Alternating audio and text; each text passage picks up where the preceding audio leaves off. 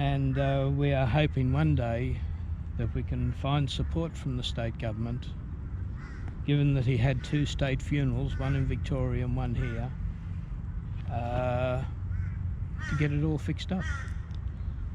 I can't believe, Darcy, that this is the burial plot of a person who had 2 state funerals. Tell us the sad story that's going on here. Well, I first became aware of James Page when the daughter and a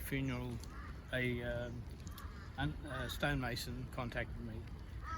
And when I did my research, I found James Page had been the member for Barnardo for 21 years. A Labor member? Labor member in the first Labor Parliament. Mm-hmm. He was an honest man. He was well thought of by people on both sides of the cloth. And from his obituary in the paper, this paper went to press the remains of the late Mr. James Page, who was Labor MP for Barnardo for 21 years, have been taken to the last resting place at Toowong Cemetery. A preliminary service held in St. John's Cathedral was attended by a congregation that crowded the building. And this was the second one. He'd already had one in Victoria, attended by Andrew Fisher. And didn't Andrew accompany him all the way up on the train? Andrew and his wife accompanied the coffin all the way to Brisbane and attended the next state funeral, and Andrew Fisher then was one of the pallbearers. That's how highly thought of this man was. The Lieutenant Governor attended, Senator Pearce, Minister for Defence, represented the Commonwealth Government, pallbearers Mr. Andrew Fisher and some other MLCs.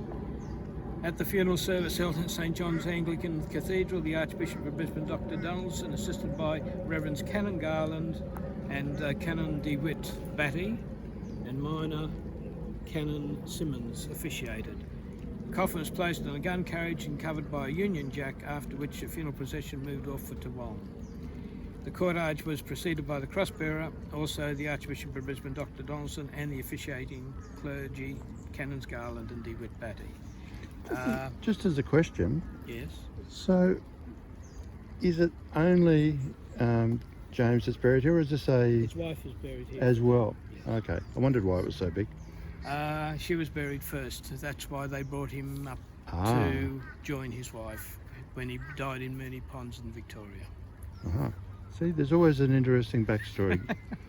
Thank you so much for that, Darcy. And on top of that, we've got to remember that at 16 years of age, he joined the British Army who fought in Africa. This man actually fought at Rorke's Drift.